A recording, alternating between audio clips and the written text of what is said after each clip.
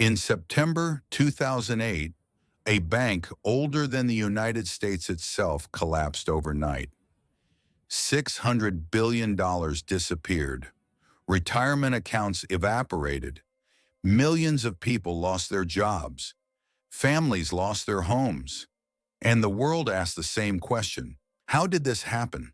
The answer isn't a war. It isn't a natural disaster. It isn't even a single bad decision. It started with an idea, a simple idea, repeated everywhere, sold as common sense.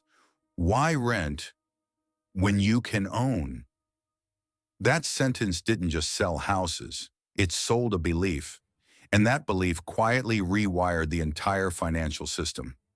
In the early 2000s, the U.S. economy was already unstable. The dot-com bubble had burst. Confidence was shaken. Wall Street was nervous. So the Federal Reserve stepped in. Interest rates were cut aggressively. Money became cheap. Borrowing became easy. And almost overnight, buying a house stopped feeling risky. Banks began approving mortgages at record speed. Large loans, minimal checks, little verification. Income didn't matter much. Savings didn't matter much. Risk barely mattered at all. This is where subprime mortgages took over. Loans designed for people with weak credit, unstable income, or both. And then came ninja loans. No income, no job, no assets, no problem. Home ownership stopped being about stability. It became a symbol of success, a shortcut to the American dream. Everywhere you looked, the same message echoed. Why rent when you can own? Traditional lending rules quietly disappeared. Down payments became optional. Credit checks became flexible. Risk assessments became inconvenient. If you had a pulse, you qualified. Housing prices surged. People didn't just buy homes. They flipped them. Buy, resell, repeat.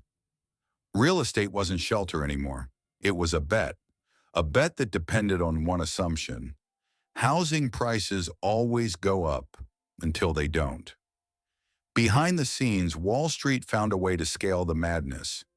Banks bundled thousands of mortgages together and sold them as investments. Mortgage-backed securities, risky loans, wrapped and relabeled. Then the rating agencies stepped in. They called these bundles safe, even top tier, NAII, the same rating given to the safest investments on earth. The problem? Those agencies were paid by the same banks creating the products. Then Wall Street pushed even further. They took those mortgage bundles and repackaged them again. Collateralized debt obligations. Financial engineering at its most dangerous. Bad loans were sliced, mixed, and transformed into investment-grade assets. On paper, everything looked stable. In reality, the system was a tower of leverage stacked on blind optimism. A Jenga tower built on the belief that housing prices could never fall. A few investors noticed the cracks. They asked an uncomfortable question. What happens if homeowners stop paying? What happens if housing prices fall? They wanted to bet against the system.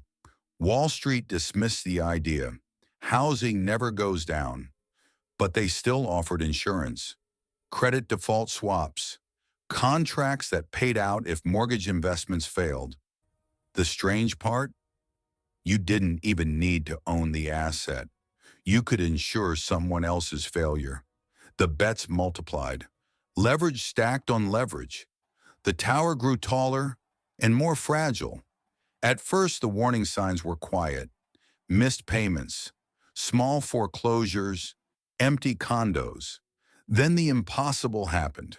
Housing prices started falling. Subprime loans collapsed. Mortgage-backed securities followed.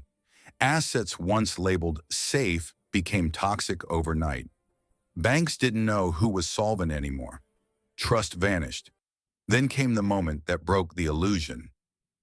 Lehman Brothers collapsed. A 158-year-old institution erased almost instantly.